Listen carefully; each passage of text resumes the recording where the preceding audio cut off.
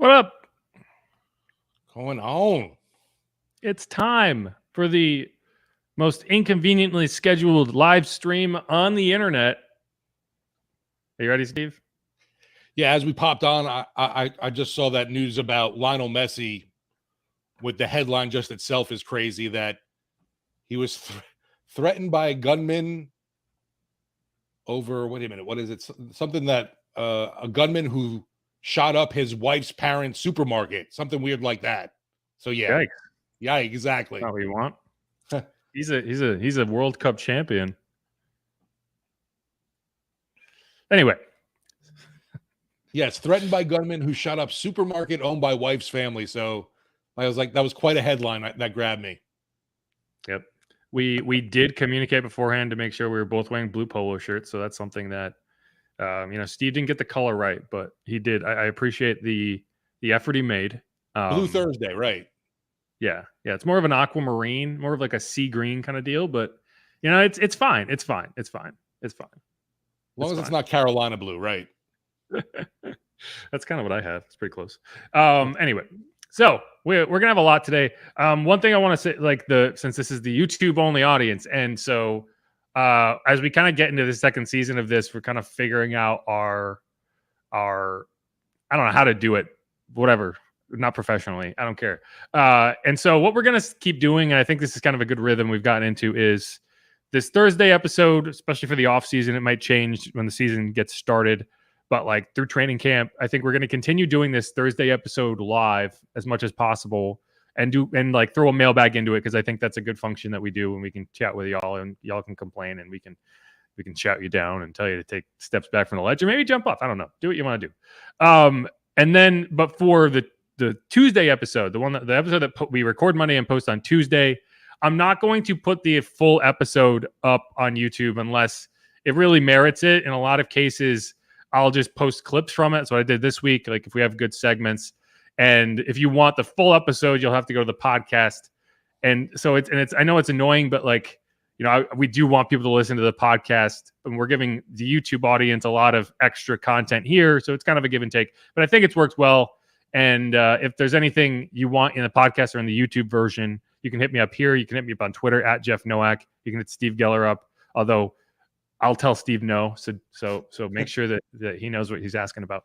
And you can find him on Twitter at Steve Geller WWL. But I think that's kind of how we're going to function the rest of the off season, because I think it's working pretty well. And if you're upset that we're only giving you one 90-minute live stream a week, well then I don't know what to tell you.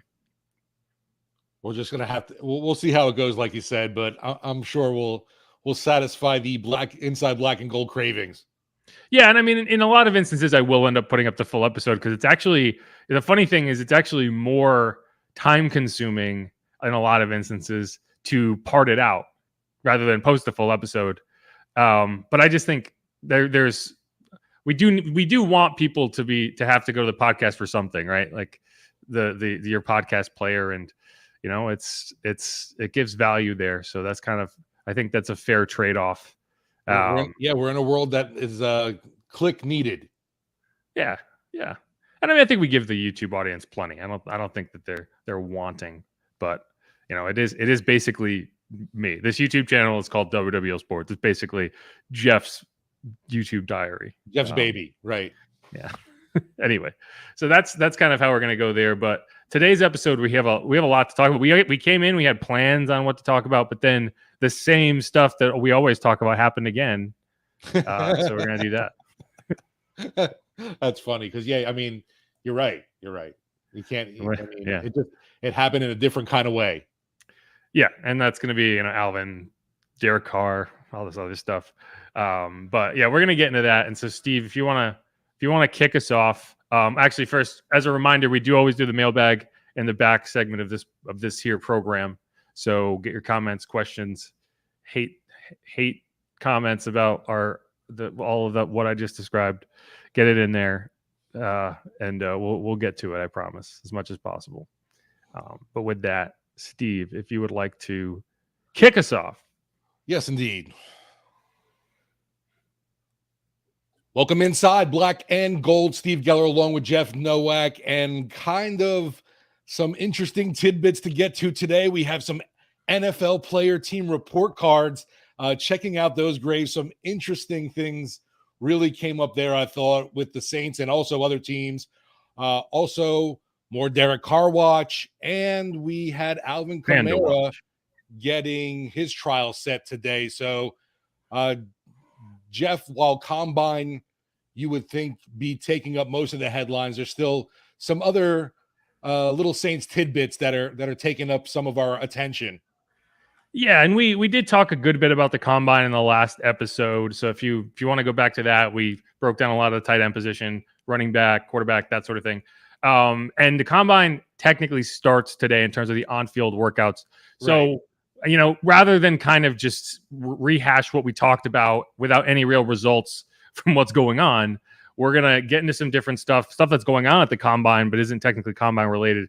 And then Monday and Tuesday's episode, we're going to come back and dive a lot more into the Combine itself. We're going to talk to Justin Mello from the Draft Network tomorrow on the show, and we'll bring that into the podcast on Tuesday, the post on Tuesday. But first things first, we do want to talk about what happened with Alvin Kamara today, which is he was in court. It is March 2nd. That's when the date that he was supposed to be in court was, and it actually happened for the seemingly first time, whereas this case has been pushed and pushed and pushed and pushed. Finally, Chris Lamons, and the other two co-defendants were in court in Las Vegas today and entered their pleas. They both pleaded, all four of them pleaded not guilty. And the trial itself will now occur on July 31st, which, how convenient. If anyone following knows anything about the month of July, that's when training camp starts late in the month. So it's going to be something that takes up a good chunk of camp, assuming it goes to trial and there isn't some sort of deal met prior, which I think is probably the goal if you're Alvin Kamara's legal team, is now that it is clear that the indictment came down, the charges will not be dismissed, that you are kind of in blitz mode, pardon the pun, trying to get a deal struck with this now. And I think what happened in court today, which I'll explain in a second, is a good indicator of that. But it is going to be something that we continue to talk about over the next several months. Yeah, just that was the immediate thing to me. Obviously, nothing really huge and groundbreaking today out of Vegas with Kamara, but the fact that date, when the date was set, and it's just like, man, that's smack dab at the start of training camp, or at a week or two into training camp. Yeah, it's just a sad reminder this isn't going anywhere anytime quickly, and that we're going to be inundated with more Kamara talk coming up leading into the season. And you got to figure, though, that some kind of punishment has to come down, you would imagine, during this regular season after missing it last year. Well, we'll see. We'll see how long it drags out. I imagine it will. Right. So we're also going to talk to David Charnes. He's a reporter from 8 News Now in Las Vegas, and he'll give us a better indication of what actually went on. We'll have that live on WWL tomorrow. So if you want to check out him live, it should be at about 6:20. But we will bring that into the podcast on Tuesday as well. So if you can't tune in live or can't catch it, it will be there. But so one interesting thing that happened is, let me rewind a little bit. So one thing to know about the court rules in Las Vegas, and every municipality has their own rules as it pertains to media access. In Las Vegas, which I learned today, video cameras are allowed. It's not something that can happen in New Orleans. If you recall, like the Will Smith case, it was a lot of, reporting coming out of it and quotes and stuff like that, but there was no video because video cameras are not allowed. Well, in Las Vegas, as I learned today, that is not the case. So we will be able to kind of follow along with this case as it happens. And I think that will be helpful so that there's not as much speculation going on. Like, you don't have to infer tone. If you want to watch it, you can go watch it. And I did tweet out a link to today's process, which is only about 8 minutes long. Right. But one thing that happened was Kamara, you have a right to quote unquote a speedy trial and a date within 60 days of that arraignment if you so choose. They actually waived that. So it could have been earlier, right? And so they asked for a date in July. The only date available in July was July 31st. One of his attorneys asked for an earlier July date, and they said they didn't have one. but they could have got it on June 19th. Right. They said no. And so to me, that indicates that there is kind of a needle they're trying to thread here. And it was, okay, we want the maximum amount of time possible to try to figure out a plea deal or in like an out of court agreement, but also not necessarily impact the offseason for Kamara and Lamons as much as possible. That was not able to be done because they could have, if they just wanted to avoid the training camp issue, which is just going to be an inconvenience for everybody. They could have done it June 19th. They chose not to. So like the maximum amount of time was more important to them than, getting it done early July. But I think that does indicate that they feel like they can get something done, because whether it was early July or late July, the fact that they felt like an early July date would have been better to me indicates that they feel like they can get something done prior to that, before training camp, and they would just have to go and kind of sort it out there. Anyway, I thought that was interesting because they had the option to not have it happen during training camp, and they chose to have it happen during training camp. Yeah, I thought that was interesting too, just because, like you mentioned, you had the June date available, but you opted not to go with that. To me, we hear it all the time, whether it's contracts or it's going to be negotiations here, trying to get some kind of settlement. Deadlines force decisions. So I would think if something was, for the June date, that they could have come up with something up for a package to get settlement there, instead of having more to wait towards closer to training camp. Because I just know it's going to be more of, getting shut out from talking to Alvin Kamara because he doesn't want to talk about the ongoing situation, kind of thing. I mean, I don't know if he'll even be there. Like, this is going to be a process that, when does training camp start? July 27th, 28th, right? Like the final week of July in most cases. Around it, yeah. So like I wouldn't be surprised if he is not at camp for the first several weeks as this gets sorted out, because I don't think he's going to want to show up and then go out to Vegas. And like, this is a multi-day process. He's probably going to be staying there. So like, I don't even know if it's going to be an option of him avoiding us. He might not just not be there. When will probably be avoided is if he shows up at minicamp or OTAs or anything like that. Like mandatory minicamp is in June. And so he's supposed to be there. He was there this year and did not talk to us. So you're right. I feel like we will get more of that. But at the same time, it's like, because the rules in Vegas allow such an open courtroom setting, we won't have to ask those questions to get the answers. We'll know them. And I think that's going to be very helpful in this process. But we'll see. Either way, that is a big step in this situation, and it does leave questions to be answered of, like, the Saints are in Indianapolis right now. How close are they looking at running backs? Leonard Fournette was cut. We can get into that in a little bit. Is he an option to bring in as a veteran to kind of fill that void? But first, I do want to get into the Derek Carr watch. I don't know if it's an update, but the Saints did meet with him again in Indianapolis. It sounds very much like they have made their decision. They want to sign him, and probably the only question remaining is, does he choose them? But it is interesting, and it's hard for me to believe the Panthers are an option. It's hard for me to believe the Panthers would go down that road, but the Jets are the biggest question, in my opinion. I think the Panthers might be just getting involved to sniff around, get familiar with the quarterback, obviously, that they could be facing twice a year. But to me right now, it kind of feels like Carr's waiting on the Jets' decision with Favre, and the Saints are just waiting now to hear. Did you say Favre? I'm sorry, Favre. I said Favre. Yeah, Aaron Rodgers. I apologize. I mean, wow. Yeah, really space brain right there. Which is like funny though, because obviously, like last episode you mixed up Sam Bradford and Matt Stafford, and that I can understand. They're 2 first-round picks. They're not that different. They're pretty close together. Brett Favre has been retired for more than a decade. Yeah, I started thinking that Green Bay Jets connection. Yeah, I completely spaced out about the man in the darkness, Aaron Rodgers. That is fair. He did play for the Packers and the Jets, and they're now talking about that pipeline again. Anyway, That is too funny. But yeah, it just seems like obviously we're waiting on the Jets to find out any kind of new dealings with Rodgers, if he's willing to be traded from Green Bay, if he wants out, if he's forcing his hand over there. And then if he's not, then they'll turn to Derek Carr, where to me, the Saints have, like you said early on, they've made it pretty clear now, you're our guy. We want to move on with you right now. Let's get this done.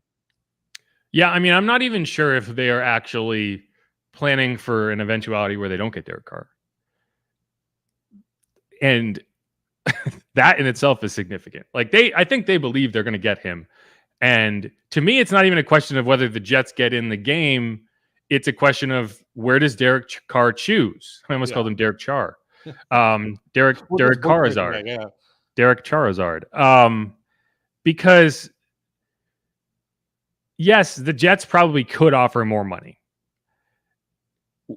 If I'm the Saints, I don't know if I can match whatever offer the Jets are going to put out there, but I do think I can sell New Orleans and the Saints a bit better than I can sell the Jets as a franchise for a veteran quarterback to show up and be successful, right? Like the Jets, they have a good roster. There's no denying they have a good roster, but they have no track record of being successful with that roster. Zero, none. Don't even start. Like the first, 7 games of this season, they were good, and they still missed the playoffs easily. This is not a roster that you look at and you're like, man, I can see an immediate path to success there. And that's what Derek Carr should be looking for at this point in his career. He's 31. He's not 27. He can't afford to show up and sit through another 2-season rebuild on a team because they think they have the pieces, but they don't know how to win. And so to me, that's it. That's why I think Derek Carr will ultimately come here. And it's just going to be a matter of the Saints putting a number out there that he will accept. Because, I mean, let's face it, like he's been in the league for a decade. I don't think a couple $1 million a year is going to be the difference in terms of I want to go there, but I want to go there for $32 million, but they're offering me 34. And it's not as good of a situation, but I'm that desperate for an extra $2 million on my $140 million contract, right? Like that doesn't seem like it should be the equation. And I don't think from what we've heard from Derek Carr that it will be. No, and to me, that's going to be one of the factors that's going to be interesting to see what happens in the end too, just because honestly, even if you throw the Panthers into the mix, what's the best situation for him to win? And to me, both obviously reside in the NFC South because we know how terrible the division, was last year. You already have, Tom Terrific made his exodus. There's questions about quarterback up and down with every team, and Derek Carr coming in is that solid, established veteran that all of a sudden now you look at the Saints as the favorite just because they have that trigger man. Yeah, and I mean, one of the reasons that Tom Brady was able to be so prolific for so long and so consistent was that the AFC East was just a clown show for the majority of his career. Now, the AFC East is actually not that, right? Like you have the Bills, who are going to be a Super Bowl contender every season as long as Josh Allen is there. The Patriots, while they are kind of getting in their own way, are still a competent franchise, and it's just a matter of getting their quarterback situation figured out. And then the Dolphins, who, if Tua can stay on the field, which that's obviously a big question, they're still a very good roster. They have probably the best wide receiver core in the NFL, or at least they have an argument for it. So, like, you would be going to a division with a murderer's row of teams, right? So, like, even if you felt like the Jets roster was good enough to win, you might be setting yourself up for a very frustrating 3 years in terms of, like, you might go 10-6 and be third place in your division, right? Like, look at the Giants in the NFC East. So that alone it might be a reason to want to be in the NFC, a much easier road. And then it's just like, okay, if I'm picking between the Panthers and the Saints, that's a much easier choice because I don't think the Panthers are built to win right now. So yeah, I think that's a very good point to be made of, like, at the NFC South itself being as weak as it is, right? That's probably a selling point. Like there is an easy path to be shown that if like Derek Carr signs with the Saints, suddenly they are the betting favorite in the division. And obviously the Falcons could go out and get a Lamar Jackson, right? Who knows? Right now, right.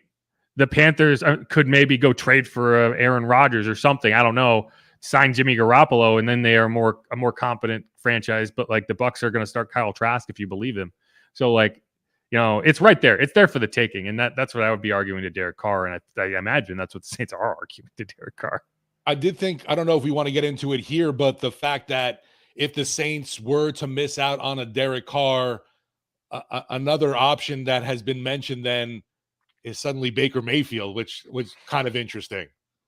Yeah. So, I mean, if we want to get into this quickly before we move on, like what would be the option after Derek Carr? I don't know if the Saints are even actively pursuing plans for that right now, but no, I would think they're definitely focused on, we're going to get, they're that type of attitude where we're going to get our guy no matter what. Yeah, like last year it was Deshaun Watson. They were all in on Deshaun Watson, then they didn't get him, and they had to pivot, and they just brought back Jameis, which clearly, based on what happened, you can infer that was not their ideal scenario, right? Like they can say whatever they want, but then they benched him. So like clearly there was not as much belief there as they might have led you to believe. But here we are again, and as I said last episode, I think if you do miss out on Derek Carr, that 1 year bridge with Jameis still under contract should be very much on the table. It's just a question of whether Dennis Allen, Pete Carmichael believe that's where they should go, and you would go from there. The other options, Andy Dalton, obviously. I don't know what you would have to pay him. Probably another 1 year deal, $8 million, and you're through the door. Because if you are signing him, it would be to be the starter, and you are not signing a starting quarterback for the amount you signed Andy Dalton last year. Yeah, Andy might say, you know what, if you want me to come back, I need something in my contract that says if I end up in the end starting X amount of games, I get this kind of bonus kind of deal. Because honest to goodness, if you look at the numbers and production, he was a steal last year for quarterback in the market. Yeah, it is kind of funny because the Saints are in the salary cap situation they're in, and they paid almost nothing at the quarterback position. Right. And that's like unheard of in the NFL to be in a bad salary cap position with no money going to the quarterback. But yeah, so beyond that, Baker Mayfield again, and then Jimmy Garoppolo probably. You could potentially make a massive trade for Lamar Jackson. I think it's tough to justify that, but it's on there. I think with all those scenarios, I would put the most likely being Baker because of the amount you can bring him in at. Not Carr, you're saying, right? If not Carr, I think most likely, right? Like last episode, I talked extensively about how I can see Jameis being an option, and I believe that.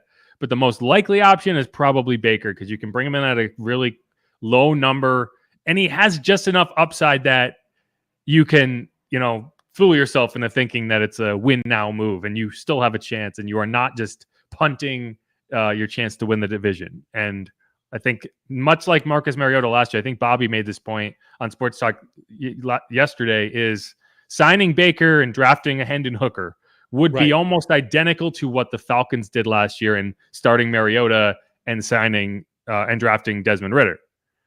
Because the Falcons weren't tanking until they were out of contention, right? And I think that's what the Saints would do.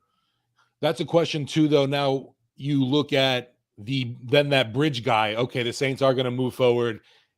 Would you rather have Baker as the bridge, or do you go back to Andy Dalton kind of thing? If I was trying to choose a bridge, it would have I think there's more upside in actually the Baker bridge. Well, right. If I had to pick one or if I was picking a guy to be a bridge, personally I'd go with Jameis.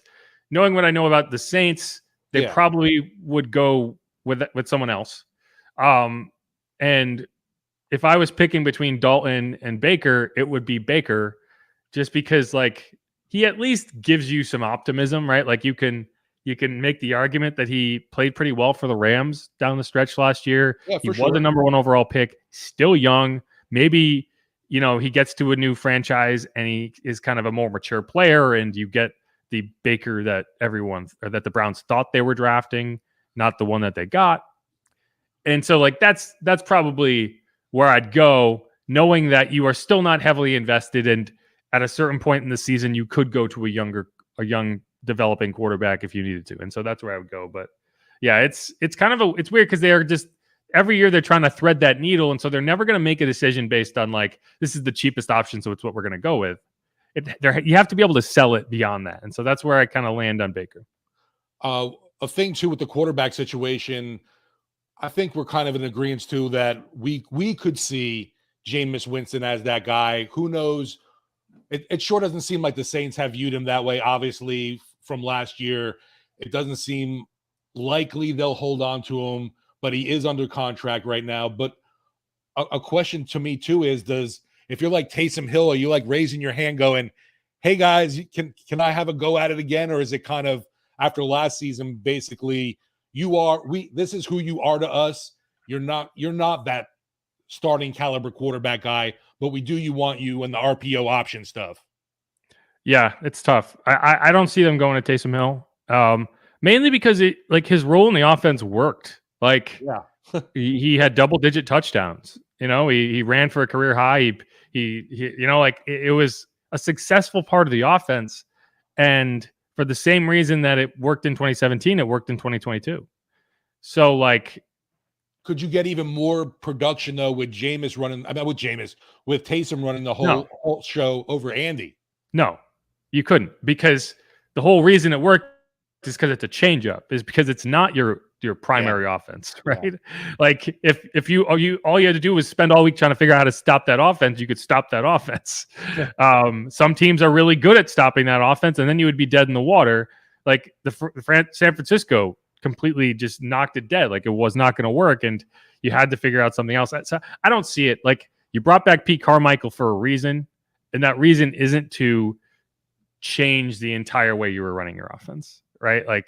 So I think the goal with him will be to maybe increase his role. And if you bring in a Baker, you can do that. If you bring in Derek Carr, that's the question to me, is how much can you use Taysom when you bring in a $32 million quarterback and he's going to have some say in no, I don't want to come off the field 8 times a game, 10 times a game. That's not what I want to do. Maybe he will be amenable to it. But, I think that's an interesting question to be asked, because when you are on the bottom end of the spectrum, the quarterback spectrum in terms of value, they don't really have much say. They do what they're told. When you have the premium quarterback, and you have to abide by it. And Breeze, you kind of worked into it. It wasn't he walked into a situation and you told him, just so you know, every third first down you're coming off the field. I don't know. But shoot, by the end of his run, Drew was ready to be yeah, go ahead, take me off. Yeah, right. And it didn't start until he was 38. Right, exactly. He's sure, I'll take a breather. Yeah. I'll stand on the side and pretend to catch a pass, But so this is, before we end this segment, I did want to play this bite from Jeremy Fowler, and he kind of got into the latest of where everything stands with Derek. Talking to the New York Jets website, if you were talking to the NewOrleansSaints.com. Right. If you're Carr's camp, if you're Derek Carr, are the Jets your number one target? People have mentioned the Carolina Panthers and obviously the New Orleans Saints and the relationship there with Dennis Allen.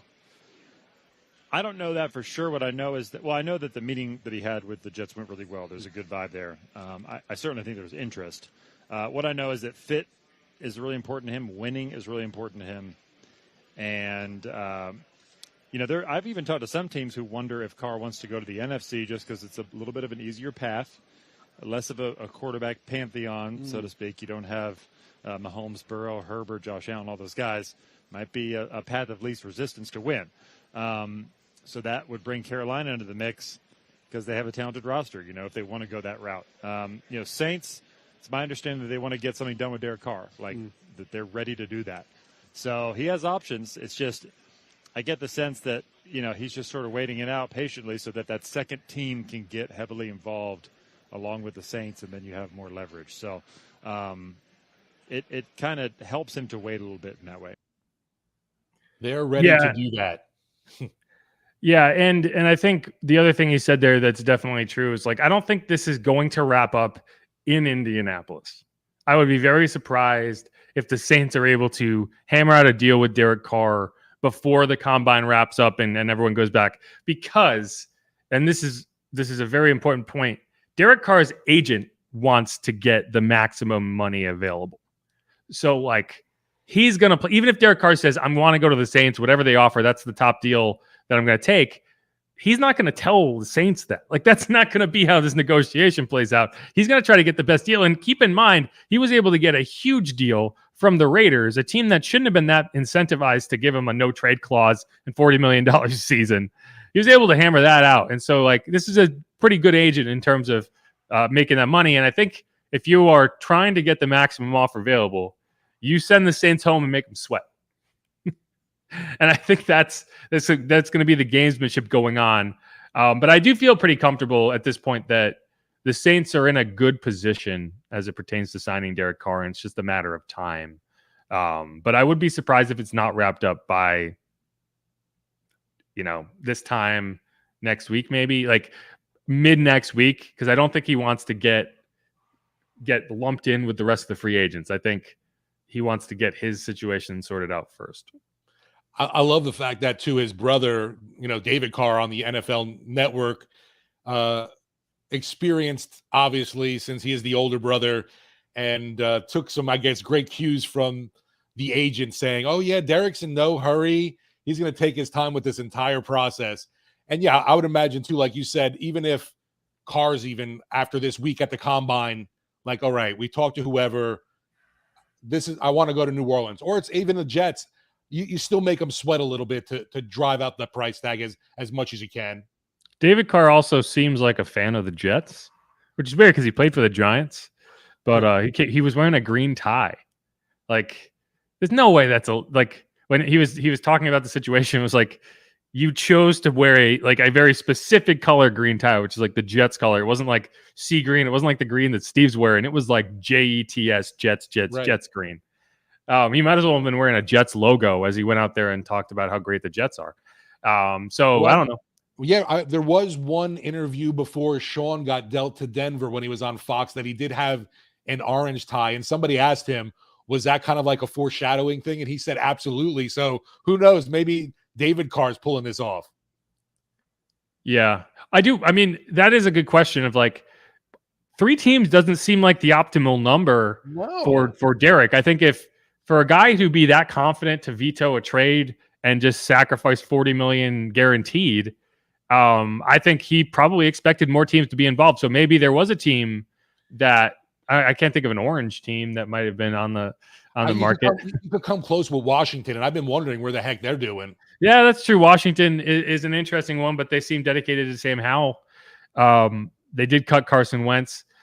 So yeah, maybe that's what it was. Maybe it was a Jets or a Washington Red. But as we're going to get into in the next segment, Washington didn't fare so well on their report card. They might be going to summer school.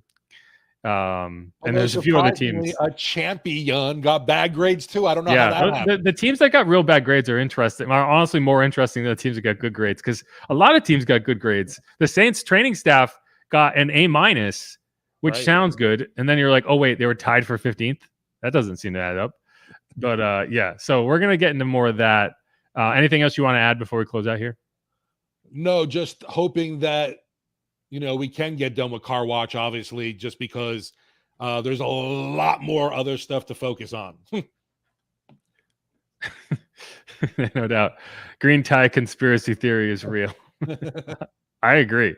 That is not something that you do by accident. I'm not going on national television, but I come on these live streams and I think like, man, what color I don't want to wear red on Alabama game day, and like I don't want to, you know what I mean? Like, I think about that. Derek Carr or David Carr definitely thinks about that. He has every color tie. I have 3. I have 3 ties. I own 3 ties. You could just lie and pull the Anthony Davis somebody laid it out for me. Right. Hey, Derek Carr's agent laid it out for him. Right, exactly. I didn't know. All right, let's wrap this up and we'll come back on Inside Black and go. We'll talk report cards, baby. Honor roll, Dean's List. Let's do it. Every time I forget to have myself ready to click this button.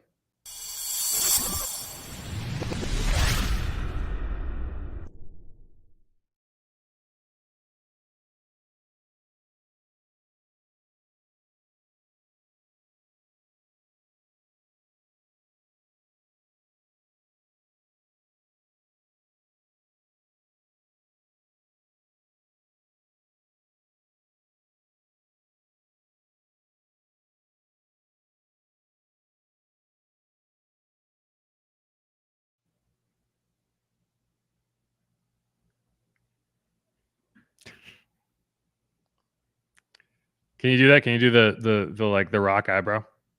I don't think so. I'll just end up looking really weird. Yeah, I think More everyone. weird. More weird I mean, than usual. I think objectively, everyone who does it ends up looking weird. It's just a weird thing to do. But like the Rock, it's so distinctive, and he has just such like high arching eyebrows that it gets it done. But I think even the people who can do it well look weird when they're doing it. That's what I'm trying to say there. I'm seeing here. Oh yeah, my man Randy Savage, Taysom Hill, QB1. Macho Man Randy. Yeah. Oh, good stuff. Good stuff. Compelling and rich. All right. And we're back here on Inside Black and Gold, and it's report card day, baby. The Saints and the other 31 NFL teams found out how much they suck in very specific ways, based on a survey of every player who was on a roster in 2022. Not everybody responded, as you obviously know. You've been handed these surveys. Not everyone answers them, but 1,300 players did. We don't know how they were, like, what's the word? How they stacked up across each team. Like, we don't know how many players from each team responded. So it's possible that like the entire roster of like 5 teams responded, and then in some cases you only got like 5%, and they were all the angry people. So like that is something to keep in mind here. But 1,300 players would indicate that it's a pretty good sampling from across the NFL. And they were asked like questions like, how do you feel about the training staff? And you're graded on a scale of 1 to 5. They were asked questions where they had to give more of a qualitative description of like, okay, what do you like about the dining hall? What don't you like about the dining hall? Stuff like that. So we have all that information here, and it's really fascinating to kind of get an insight into this stuff. It's from the players. This isn't anybody else's opinion kind of thing. Right. Like it's like the teams don't have any say in the information that is put out here. And it's very rare to get this type of like insight. And it's from the NFLPA. Like JC Treader, this was one of the things that he wanted to do, was to give kind of a free agency roadmap. So like, for example, you're on one team for 8 years, and then suddenly you're a free agent and you're trying to figure out which team to go to. But all you're going to hear is the company line from the team. Like they're going to tell you everything's great. But you can go here and be like, oh, wait, no, it says I have to sit next to people on a plane. I don't want to do that. Or it says, wait a minute, the cafeteria is not even open for dinner. You don't even give me dinner? Yeah. Anyway, okay. So, or even one of the most damning things, I think, is the treatment of family is pretty big. And I can't believe some of the scores on there. That being a category, was it like everything is pretty straightforward. And then like, how do you treat my family? It's like, if you get an F in that, that's a bad thing. But even anything below an A in that is probably sketchy. But so we'll go through this. So first things first, the Saints, as they broke down here. So they did pretty well. Absolutely. There are 5 categories. I'm sorry, there are 7 categories. They got an A in 5 of them, and either A-, A, or A+, right? So that's good. That's I think they rank number 10 when you average it all out. So they got an A+ in travel. One of the reasons being like there's a lot of space on the plane, right? They got an A for locker room, and one of the notes was that the Saints believe they have the best locker room in the NFL, and we've seen it recently upgraded, obviously. I would say, the interesting thing there is I would say that the locker room at the facility is excellent. The locker room at the Superdome is actually kind of grungy a little bit, but it's an old building. Like that's just the case, right? One of the teams that did terribly here was the Chiefs, and that's just their stadium is old, their facilities are old. And so I think that's like the especially the younger players are going to be that came from like LSU, where it's like a palace. Probably are like, why did I have better facilities in college? So that's something. But the Saints got an A in locker room. Yeah, and you've been in there. Do you agree? I agree. I think it's a pretty swanky locker room. Yeah, and we've seen that. I forget what year that happened, but it's not too far removed from being upgraded. Where they totally got new lockers that you'll hear slamming in the background while we're doing interviews and things like that. But even during the COVID times, they put up those partitions, even though we weren't even in the locker room. I kind of wish they'd get rid of those hockey boards, but I imagine they're there to stay. I think the players like them.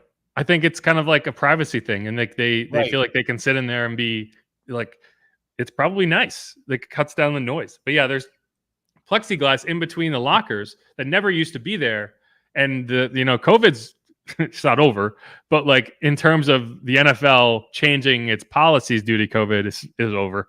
But they've made no indication that they are going to take those down or have any plans to take them down. So I think they're there to stay. And it's kind of interesting. Like, for the same reason, we still end up getting Zoom calls, like in certain instances, like it just makes more sense. And so that's just a holdover from COVID that I don't think is going away. And it just seems like a general comfy place for them. We see guys obviously hanging out frequently, playing basketball or watching whatever's on ESPN kind of deal. But yeah, it looks nice in there. And like I said, the recent upgrades make them on that level. I really think it was after they had joint practices with the Patriots in New England, and you kind of saw a lot of ways, honestly, the Patriot way was how they were doing things. And I feel like after that, they really went in to the locker room and other places around the facility to upgrade stuff. Yeah, and that was one of the reasons they gave for like doing this survey at all, was some players are on a team their entire career and they think, oh, this is what happens everywhere. And then but in reality, it's like, no, this team is just kind of not taking care of you the way that they should. Right? Like, we're going to get into it in a minute, but like, there's a reason there are a few good reasons the Saints got a low score with nutrition. But yeah, so training room got an A, weight room got an A-, training staff got an A-. Now, I think a lot of people will be confused on those grades, but if you look around, majority of the training staffs in the NFL got A+, A, or A-. Very true. So at an A-, the Saints actually ranked 15th in the NFL. So in that sense, they are middle of the pack, which I would say is probably accurate.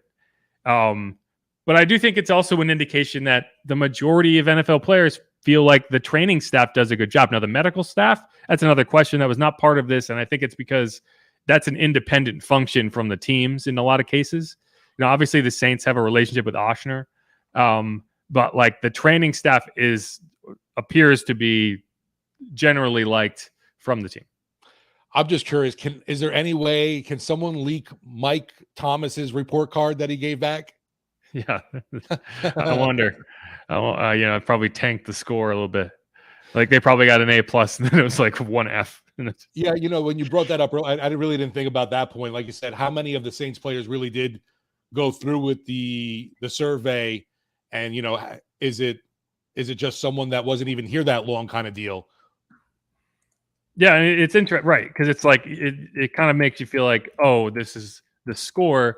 But so even so, if it was evenly distributed among all teams, that would be about 40 people per team that sent it back, right? So yeah, I think that, and I'm not saying that's what it was, but 1,300 is a pretty solid number in terms of like, I think every team had a pretty reasonable sampling on here.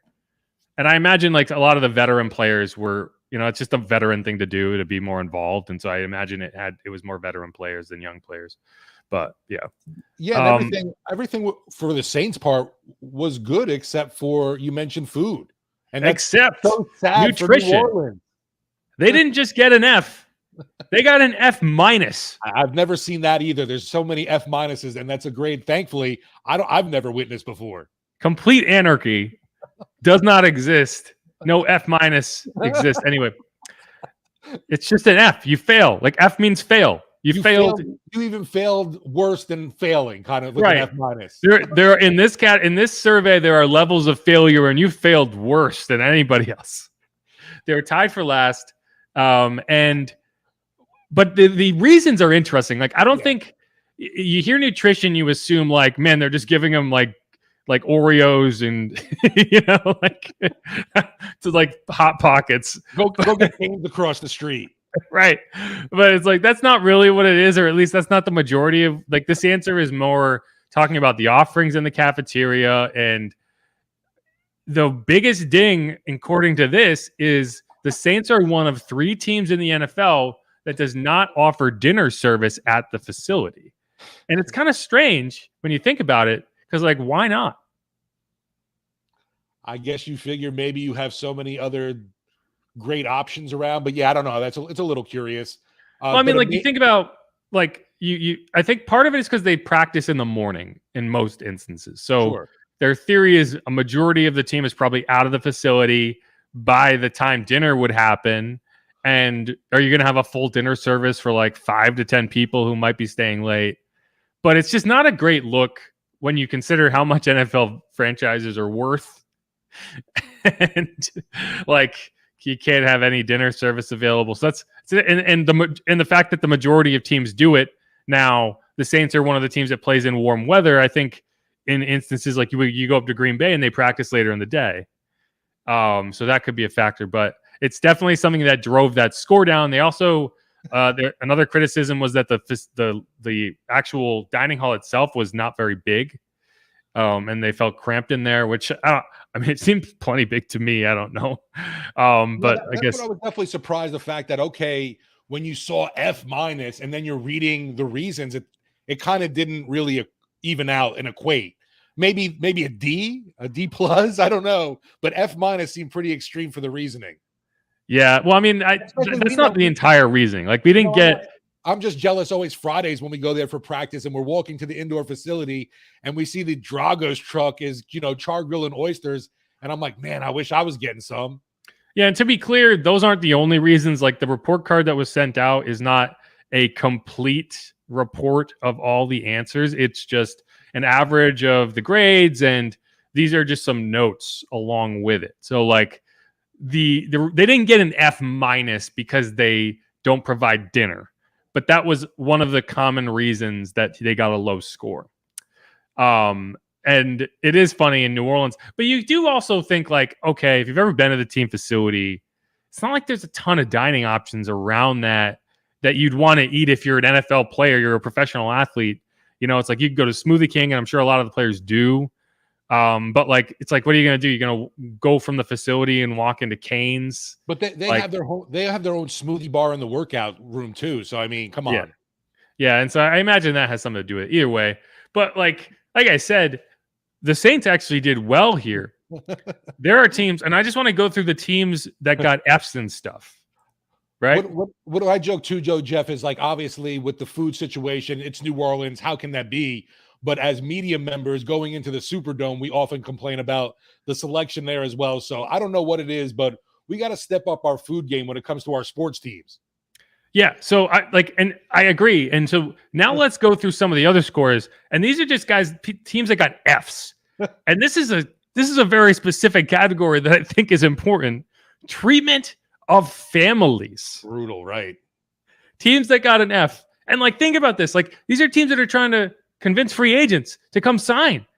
And on this report card, the Washington Commanders, Jacksonville Jaguars, Cincinnati Bengals, and Arizona Cardinals all got F's. They got F's in treatment of families. The Bengals went to the Super Bowl. They were, they won a playoff game. I think they lost in the divisional. No, they lost in the AFC Championship this year, right? So they were on the cusp of the Super Bowl. And the players felt like their families were treated poorly. Like, that's crazy to me.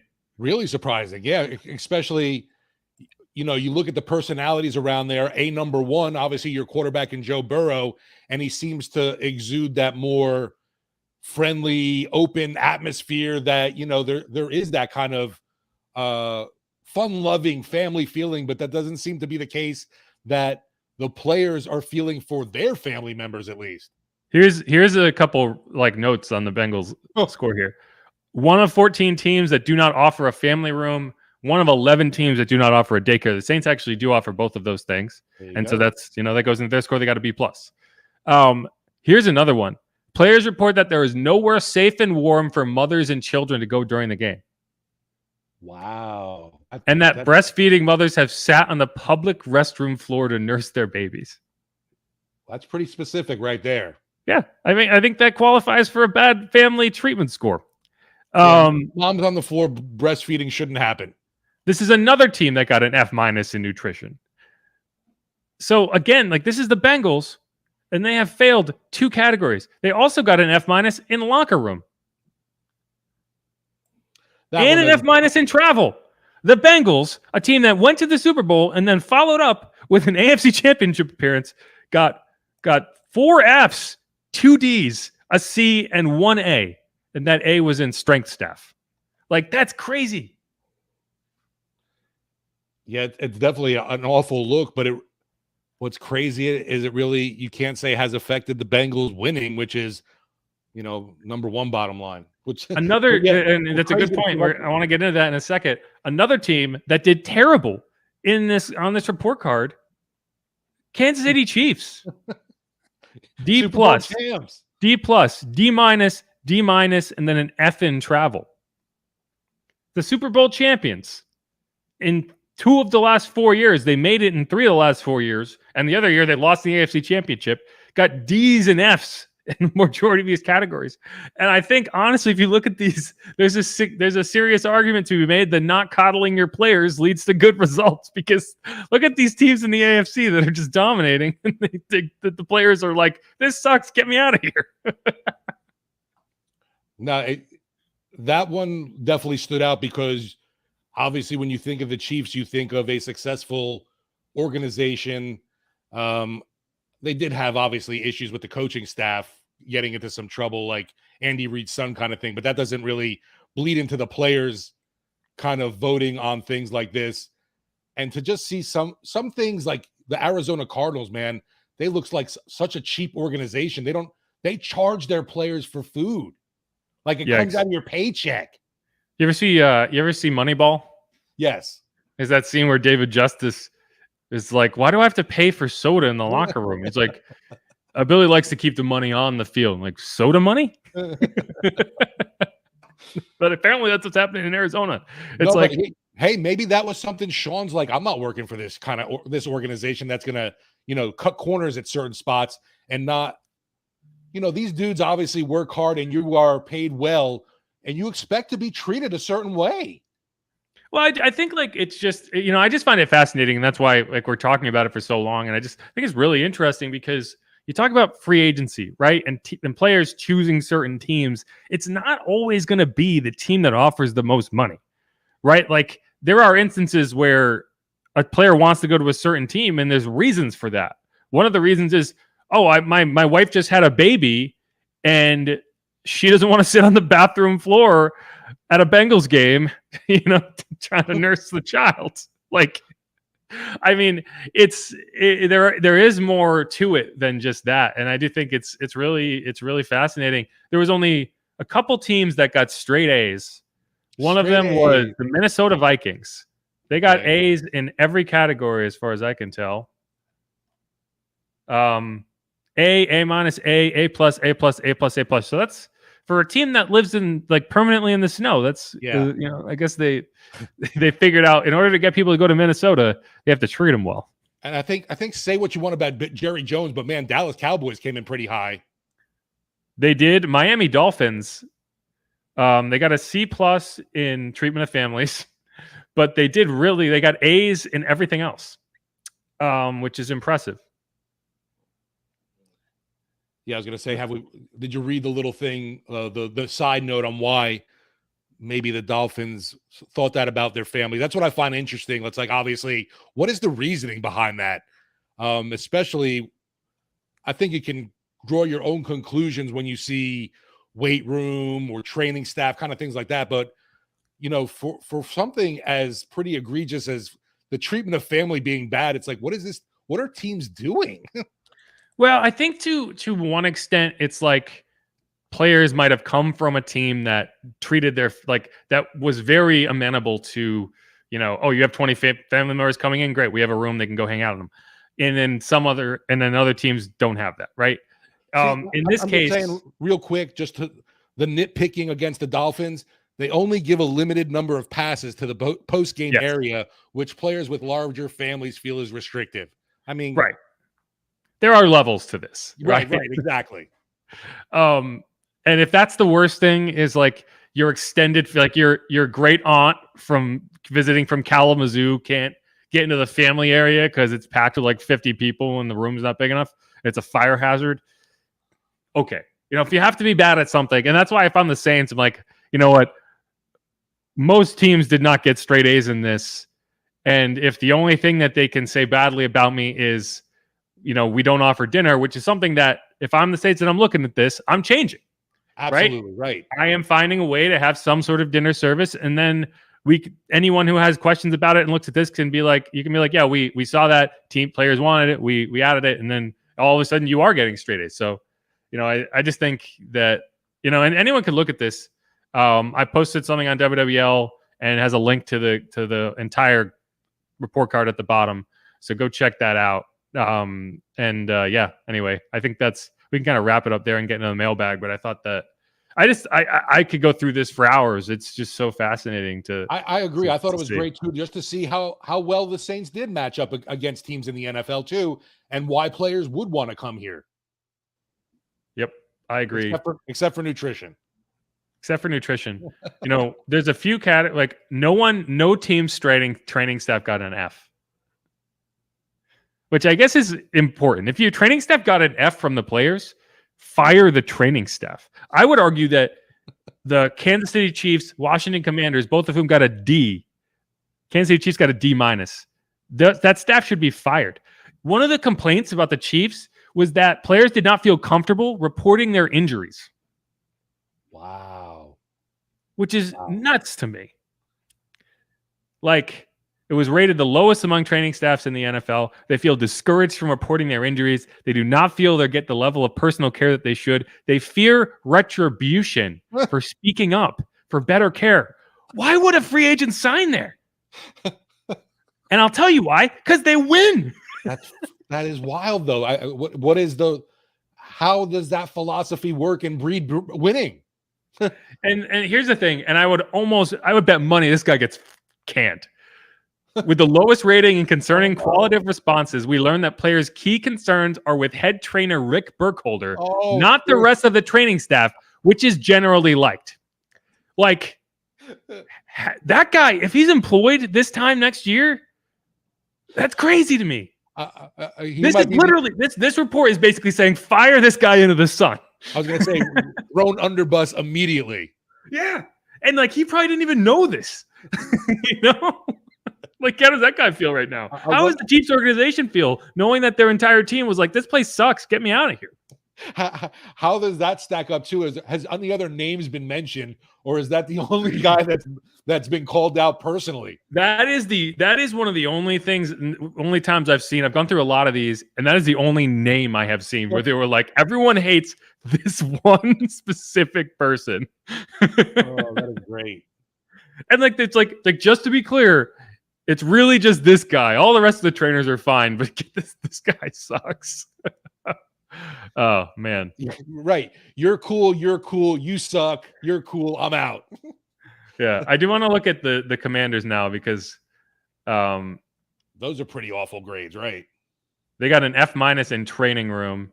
And like a lot of times it's like, okay, they don't have enough people working. They don't have enough space. It's a little cramped. The sauna is not big enough. The steam room's not big enough. There's not enough tubs, that sort of thing. But they did. I'm just looking at the overall, just like big ones. They did a horrible in training staff, locker room, team travel, treatment of families. It's just awful. Their strength coaches, though, was number one. They were tied for first. The note for training staff, many players reported that they do not want to do their rehab here. I want to leave now. Can I go? It might be because they're bad anyway. Anyway, so that's all. Let's wrap that up and we can move on.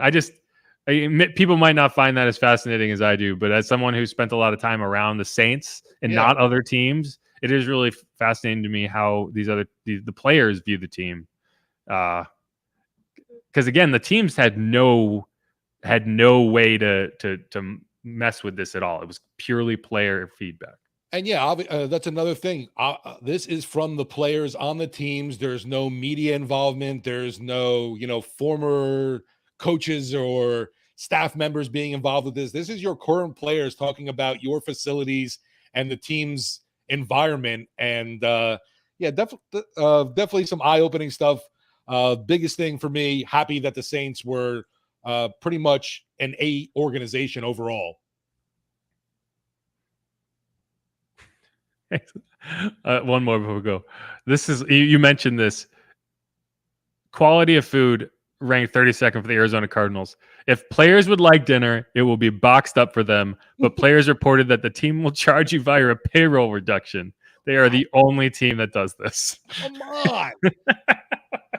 It's just the way this is written is so funny because it's just someone at the NFLPA being like, these motherfuckers. Fire Rick Burkholder. When going across the grades for the Cardinals, you talk about that, the cheapness, and then the fact that treatment of families. I was like, man, I understand totally why Sean kind of glossed over them. The weight room, the floors are uneven and the floorboards are peeling up. This is $1 billion organization. You can't get a floor in your goddamn weight room. Jesus, Arizona, you need to get your shit together. Right. All right. I've said we're going to wrap this segment up like 3 times. I mean it this time. It's interesting. I mean, it is interesting to just see like you just mentioned, $1 billion organizations and what they're doing to their top employee, their prime employees, these guys that are making millions. They're trying to keep money on the field, Steve. All right. Here's your lunch. Here's your dinner. Now that's Here's coming your out the dinner. payroll. That will be $47. Don't worry, we'll bill you. All right. Keep it locked on Inside Black and Gold. We're going to come back with a mailbag. Mailbag.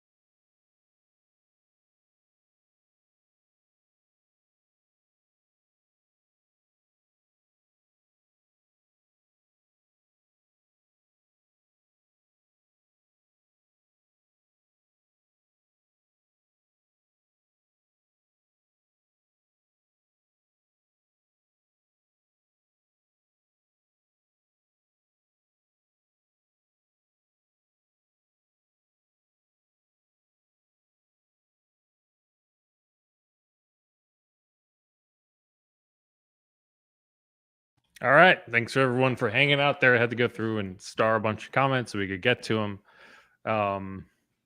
Yeah. Got a lot in the mailbag today. A good bit. Let's see. All right. Let's just get back into it. And we're back here on Inside Black and Gold. I'm Jeff Nowak. He's Steve Geller. Got one more segment. It is the mailbag segment. Best day of the week. Basically, Santa Claus carrying around a sack of mail, reaching in there, finding all of your questions. The first one I want to get to this first so that we don't have to come back to it. And that's from the Jerry Poire Jr. If I can find it. Where is it? Oh, he says, IDGAF about grades from other people. Let's be real. They hate the Saints. It's nothing new. These, to be clear, in case that was not clear in the last segment, these are players from the roster talking about the team they're on. So 1,300 players from the 2022 season. They are not rating other teams on these. This is them talking about their own franchise, or at least the one they played for last season, while they were on it, and how the players are treated in the facilities and stuff like that. So like this is an objective like ranking from people who are right in the thick of it. So just to be clear, I don't want people to think like we are coming up with reasons to hate the Arizona Cardinals. They've done it to themselves. Yeah, no, in no way, shape, or form is it like local media or even national media chiming in like this is from the NFLPA, players getting polled on it, and that's why we thought it was so interesting. Yeah, that's if it was just some like I get emails all the time from like people who did like Twitter surveys on right. who's the most hated team in Louisiana. It's always going to be the Falcons. Like we get it. Anyway, like we just got one about like who has the worst food at this, and it's like Superdome ranked low, but it's like I mean, how do you get to this data? Like it's not like they're surveying people who have gone to all 32 NFL stadiums. And anyway, moving on. 504 Co. He asked this question twice, so I know he wants to know it. He says, do we take Jalen Carter if he slips to 29? Jalen Carter's not slipping to 20. Like I was going to say, yes, Carter run up there. It's probably still going to be the first pick in the draft. Like he didn't. Yeah, he's not like that kid from Alabama who might be complicit in a murder. He was part of a tragic situation, right, and he might face some misdemeanor charges, get some community service. But no team is going to be like, oh, I won't draft him because he did something stupid in college. It's not, the one to compare it to is Laramie Tunsil. I want to say, isn't he the one who like accidentally tweeted out like a video of himself like ripping a bong, like on draft day, which it almost was so crazy that it almost felt like intentional because he didn't want to go to like a bad team, so he like tanked his draft stock down to like I think he went to the Dolphins. Yeah, that's correct. But I don't think this is that. Yeah, he did something stupid. I imagine the teams will bring it up with him at the combine this week, but he's not going to drop.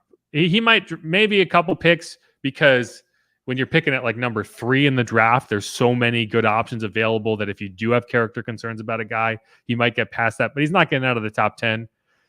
So I don't think it's worth talking about. But like, of course, if he slipped to 29, you should get him. If he slipped to 5, you should get him. If he slipped to 6, you should get him. If he slipped to 7, you should get him. He's the best player in the draft. What popped into my head immediately, not because of the case that's going on with Carter, but just the situation. Remember 2015, La'el Collins just completely off the draft board entirely, was wild. Yeah, and again, that was a situation where he was kind of implicated in some way in a murder. Right, exactly. And like, yeah, that's a situation where you do probably want to like maintain your distance from it. This is just an unfortunate situation. He made a stupid decision, and it's a tragic situation. It's exactly like you said. I'm sure he feels terrible about all the things that happened, but it's not going to be something that severely impacts his draft stock. There's no way. Yeah, I don't think so either. But if he did happen to fall to 29, I'd run up with the draft card. I'll run up for him for sure. Right. If you got the 10, like there would be teams like falling over themselves to trade up to go get him. Like he's that good. Here's Total Truth Todd Shaw. In case you're wondering what you're going to get, it's the total truth. All right. Be prepared for Kamara to be out the first 6 games, to start whoever is RB2 to be ready to carry the load. I'm glad you asked this. It's not really a question, but it's a statement, but we'll go to it because what we didn't get to in the first segment is like, is it worth going in and knocking down, Leonard Fournette's door and saying, hey, you want to come back to New Orleans? He's going to get cut by the Bucs. The Bucs are just going to take it on the chin from a cap this perspective this season. It seems like that's their real main goal is to just get as far below the cap as they can for the 2024 season and beyond. And so they're cutting everybody. They're saying they're going to start Kyle Trask. They might end up with Caleb Williams. It might work out for them. They might end up with, who knows? Their team might decide, hey, we're not that bad and we're going to win a couple games and ruin this for you. And I hope they do. Either way, Leonard Fournette will not be a part of it. So this question isn't about Leonard Fournette, but I think, would you like to see Leonard Fournette on the Saints, Steve? I'd be interested. He's still pretty young, even though it seems like he's kind of been around forever. 28. Yeah, and I know he's got some hard running miles on him, but we've been having some LSU player reunions of late now with the Dennis Allen era here in New Orleans, so I could see it, happening.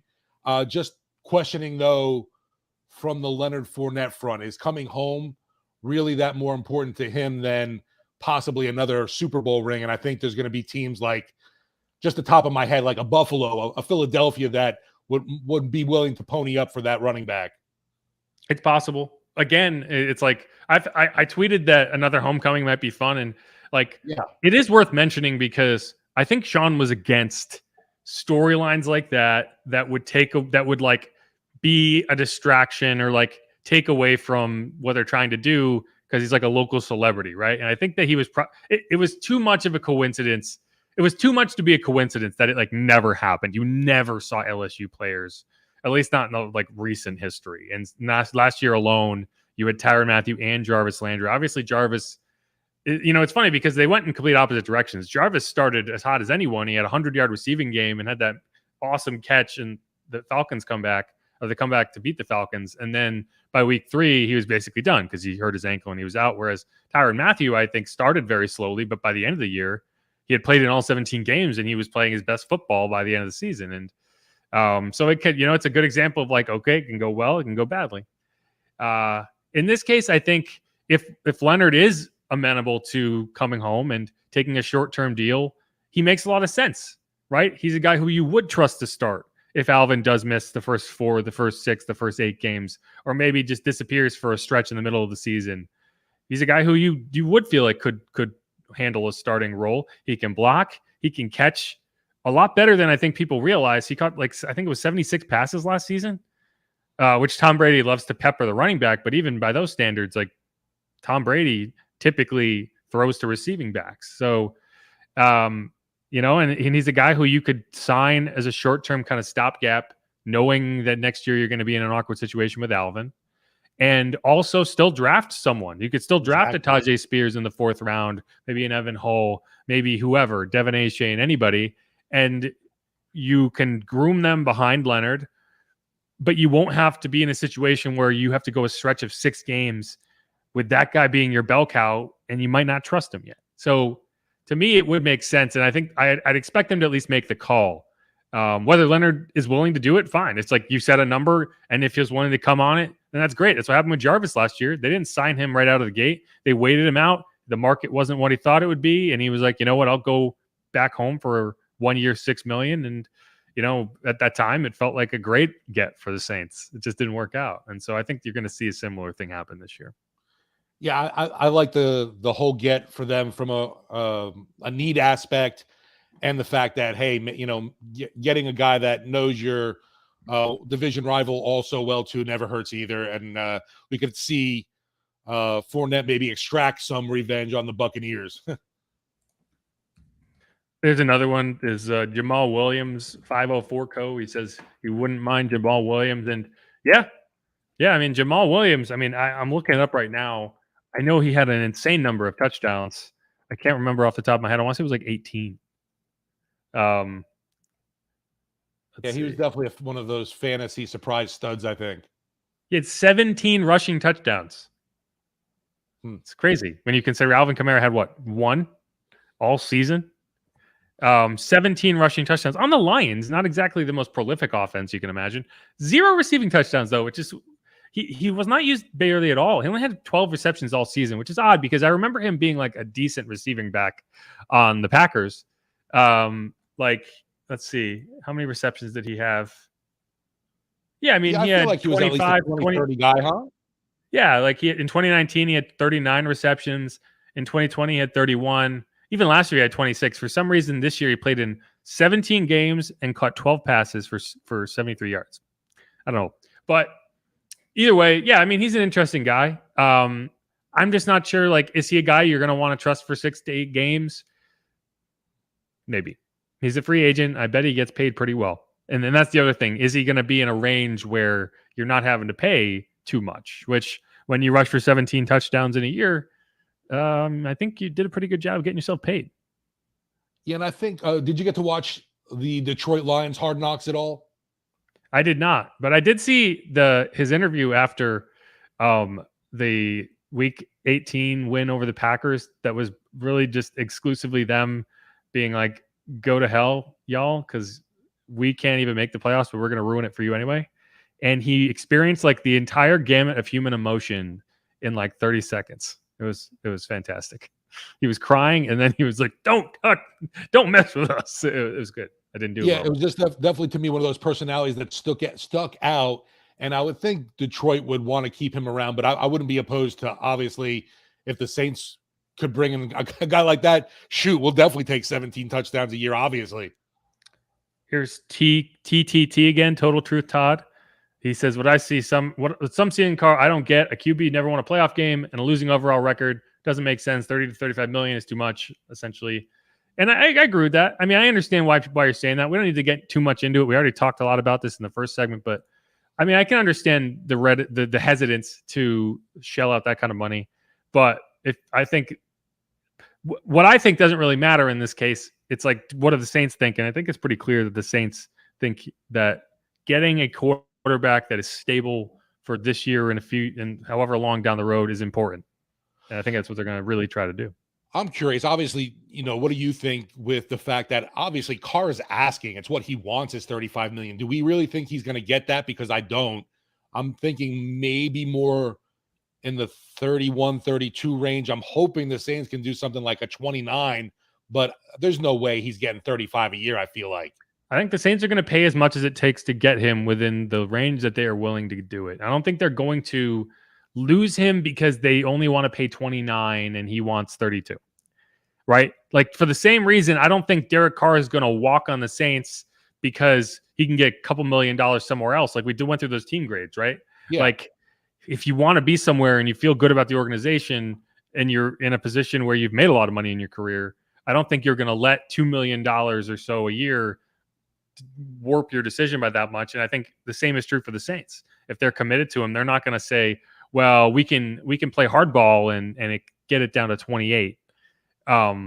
When he's gonna, like, it's tough. And I do think there's a balance there. Like, you don't want to, you're trying to bring in a quarterback because he has a good feeling about your organization and you feel like you can work well together. And then the first thing you do is you try to, like, lowball him and play hardball. Like, I don't think that's a good thing either. So I don't know. I'm kind of talking in circles here, but yeah, I know. To me, it's obviously the Saints looking out for the best of the organization, blah, blah, blah, blah, blah, with the salary cap. And to me, I do like Carr as a quarterback that could lead the Saints, but to me, $35 million, that price tag is just way too high. Daniel Blount says, forget Carr, draft Hooker. Or both. I mean, they may still do that. I think if you do sign Carr, it becomes less likely that you draft Hendon Hooker, not because you feel any differently about him, but because doing that means that you are committed to a guy for multiple seasons. And if there's someone on the board in the third round or even the fourth round, if he's still available, that you feel really good about, you're probably going to take him over a quarterback. Now, if it's anybody else, I almost think you have to take a guy like Hendon Hooker if you don't take someone in the second round, because anyone else you bring in will be nothing more than a 1 to 2 year bridge maximum. So, I mean, I don't think you're going to forget about anyone. When you're saying to draft Hooker, are you imagining him as the 29 pick or no? No. I'm saying third round. Okay. You're not taking him in the second round either. You're taking him because he's a project and you want to have a young quarterback working behind your veteran. And you think maybe he is a guy who can develop down the road. So you even think if you get Carr, the cards fall out, we end up getting the deal done. New Orleans Saints in Carr, a 4-year deal, we'll say. You don't still, maybe if Hooker's around, add in that more depth to just, even like we've talked about, something, start developing an arm, or you're really more concerned then with surrounding Carr with more assets around him. At 29? No. In the third round, I'm saying. I mean, that's what I'm saying. You could still do it. I think it lowers the chance, but the chance is still there. It just depends on who's available. Like, if you have a first round grade on a guy and it's there in the third round, you're taking him. I don't care how much you want a quarterback. Like, it's probably more realistic to think second round grade than a first round grade again in the third round. But either way, you get the idea. Like, if you can get a premium tight end at that spot and you don't feel like you get him with fourth round, I'm taking it again. If I went with Carr, not if I went with Mayfield. Baker Mayfield, right? Jerry wants to know what my thoughts are on the XFL for the first 2 weeks. I haven't watched it, so I couldn't tell. Yeah, I've had it on, and to me, the product hasn't been anything where it's kept my total interest. Like, week 1, I was all about it, and then like the other day, last week, I was even like, I saw on Twitter Thursday Night Football's on, and it didn't even get me excited tune into the XFL. I mean, there's like the fun of it is the names, right? Like there's a lot Well, of might be. like Jordan Tiamu, I saw was the quarterback for one team. I know AJ McCarron's a quarterback. And so like if you're a big college football fan and you're gonna, you enjoy seeing those names pop up, like, oh, I remember that guy, then yeah, it's probably for you. That's all I have to say. That's Some of the different rules may be a little interesting too, but overall, to me, the actual football you're watching, you're spoiled with the NFL product, and it obviously is not even close to that. Exactly. Here's Jerry again. He says, so Kamara pleaded not guilty. Is he off the hook until July 31st? I'm not sure what you mean by off the hook, but yes, he's due to be back in court July 31st. Now they could figure something out before then. It's not a guarantee that he has to be back there on July 31st if they agree to a deal out of court and move on with their lives. But yes, you're not going to hear any more about Kamara in court until July 31st. That really short bit that Kamara, we got to see, watching the live stream today or even the video afterwards, I think you said it was 8 minutes of footage. I was actually surprised he had to even show up for that, but I guess it was something that was mandatory. To enter a plea, you have to be there. I got you. It's not like a scheduling thing. Like I think they have a scheduling thing on July 25th, like prior to July 31st, the trial is starting, but he doesn't have to be there for that. That's something his lawyer can handle. That's why he hired Las Vegas-based attorneys. Yeah. Kermit the Frog here. Can we trade for Fields? Also, I think we legitimately got to think of Taysom as an option at QB because I've seen Texans and Dolphins reports that they could be interested in getting it from us. That's my best Kermit. There's no reports of Denver being interested in Taysom. I think that's just a standing interest. But so if you want to go back to the last podcast, the third segment, we went pretty heavily on whether they could trade for Fields, which I think they could. It's just a question of if the Bears are dangling him, right? If the Bears currently seem like their goal is to trade the top pick, which would mean they are keeping Fields and trying to accumulate assets so they can build around him. If that's the case, then no, you're not trading for Fields. But if they revert course and decide we're going to draft Bryce Young at number 1, then I think the Saints are in that. But it also sounds like they could have Derek Carr under contract in the next week or so. And if that's the case, then no, you are not trading for Fields because you have a quarterback. So, yeah. Yeah, and I got to say, but if they do miss out on Carr and they are still wanting to make a splash, then that's something that I think could happen. I'm definitely would be excited to see Justin Fields come into a Saints uniform. Really impressed with his development just last season, and be curious to see how much more his accuracy in the passing game can grow, because obviously we know that speed and the legs are there. Yeah. And the other question was about Taysom. Personally, if a team was offering you a legitimate asset for Taysom, I would probably do it. And if that team is the Broncos, I would probably do it because I think that's the only team that's going to offer a legitimate asset. Like, I'm not trading Taysom for like a 7th rounder, but if a team comes and offers like a 3rd, 4th rounder, I was going to say a 4th rounder, right? I mean, because he was a Sean Payton guy, and again, in this circumstance, if you brought in Derek Carr, suddenly I think it could get awkward. Like, Andy was okay with it last season, but Andy didn't really have a choice. Jameis was okay with it the last 2 seasons, but he didn't really have a choice. He was not in a position of power in that regard of saying, absolutely not, get Taysom out of my face. Derek Carr, yeah, you have to sell yourself to him, right? Like, I would say too, just strictly from a business, point of view, you look at Taysom's kind of injury history, also his age match with it, and if you can get a 3rd or 4th round asset for him in return, I think you do move on from that contract. As painful as it is for me to say, because I really do love what he brings as a weapon in this offense. Agreed. St. John Butler thinks my Kermit impression is spot on. So voice acting feature for Jeff. He's just trying to get in my good graces. I don't know why. I have nothing to offer, but yes, I am. I did interview for the Kermit job. But he's already got. Is it hand puppet? I don't know if it's a hand puppet. I was gonna say he has a hand up his butt already, and it's not mine. But I'm not sure if that's the type of puppet he is. Yeah, he might be like a marionette. You could put your hand there anyway if you want. Oh, thanks. Thanks. I have Steve's. I'm going to be like, no, Steve said this was okay. They're like, what are you doing? Can you, sir, this is a Wendy's restaurant. This is a marionette, sir. You just Oh man. Okay, we have a few more that we can get to pretty quickly that came in just now, and then we can go from there. no interesting. We just popping up on Twitter stuff. You seeing Adam Schefter saying that Ezekiel Elliott's a prime cut candidate for Dallas. Is that something? Yeah, and I think these veteran candidates are options.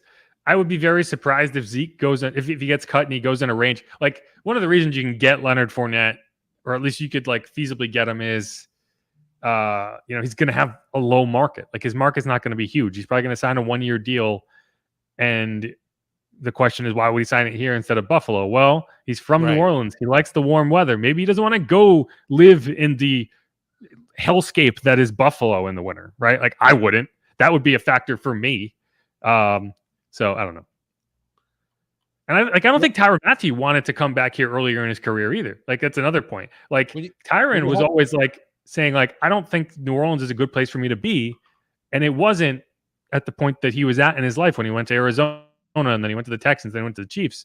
As he got older, as he got more mature, and he probably could handle some of the outside distractions that go on when you are coming back home, he was able to handle it better, and he did it. And I think he enjoyed it. And so maybe that's a good example for, Leonard. Maybe Leonard says, "Hey, Tyrann, how was it? Did you have a good time?" And, he says, "Did you see the team report card? They did great in travel." And he'll be like, "Oh, they're terrible. They don't offer me dinner." But he's like, "I can go, to I don't know, Auntie's house and get whatever she's serving." That's... To me, for Fournette, obviously 28 years old. I'm looking for as much cash that can keep me warm at this point. I think he's at that stage in his career where this is probably his last really large, significant dollar amount contract he'll get.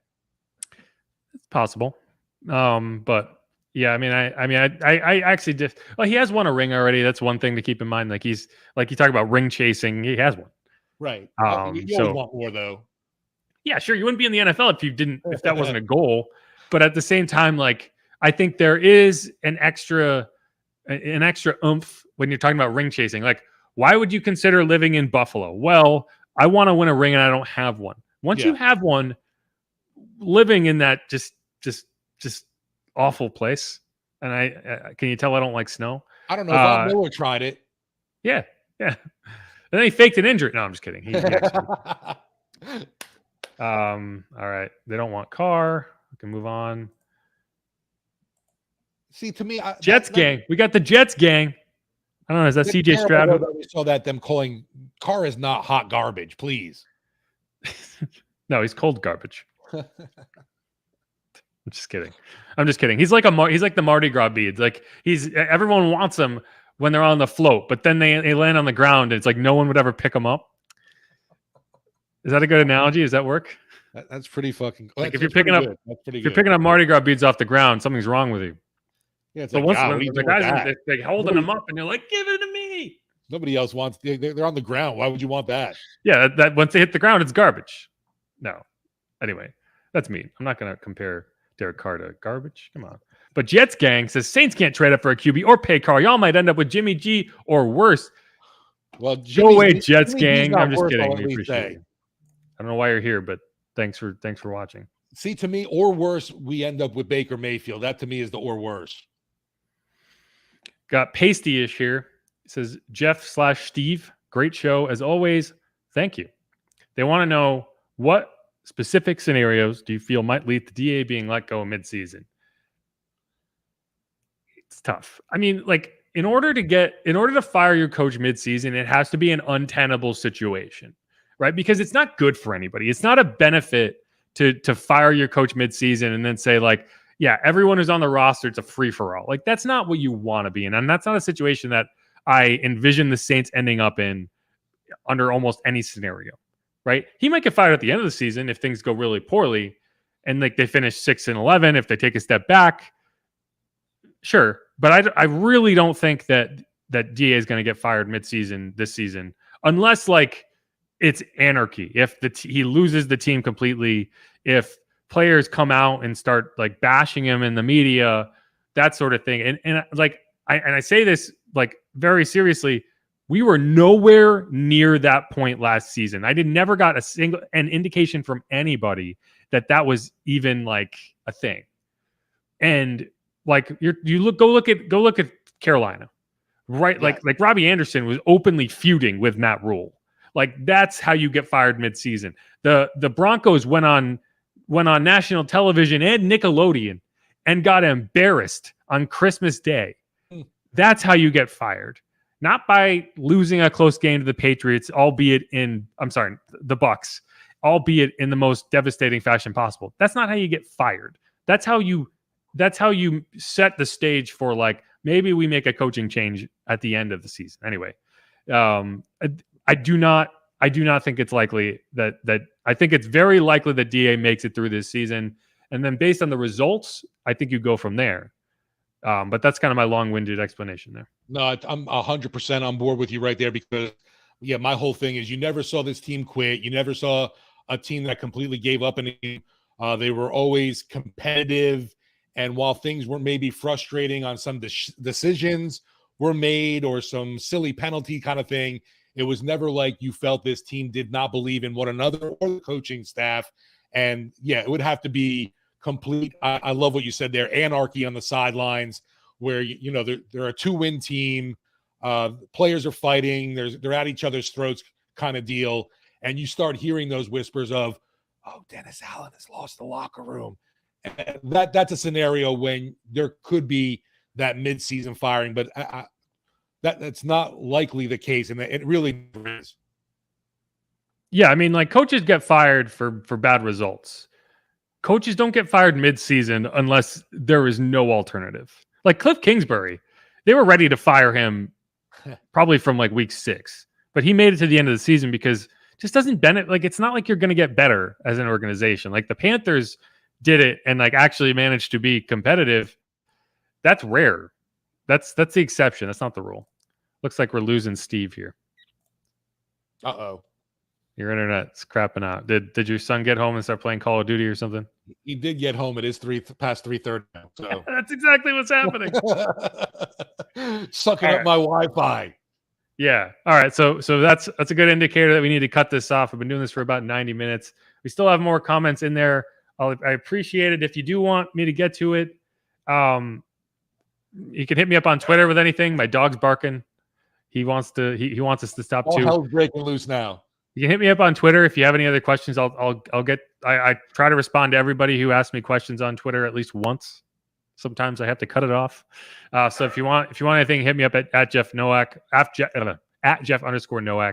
But as always, thanks for everyone for watching and throwing in comments, telling me I have a good Kermit the Frog impression. That's all. It all means a lot to me. If you haven't subscribed yet, hit the subscribe button either on YouTube or wherever you are listening. It helps us greatly. Leave a rating, leave a review, and listen to us tomorrow on Sports Talk 4 to 8 p.m. WWL, AM 870, FM 105.3, and always free on the Odyssey app. Yeah. Yeah, you were saying, Jeff, you want to get those comments in even tomorrow. Please call into Sports Talk for sure. Yeah, there you go. 504-260-1870. I remember the number. Finally. All right, y'all. Thanks. Peace. Do that.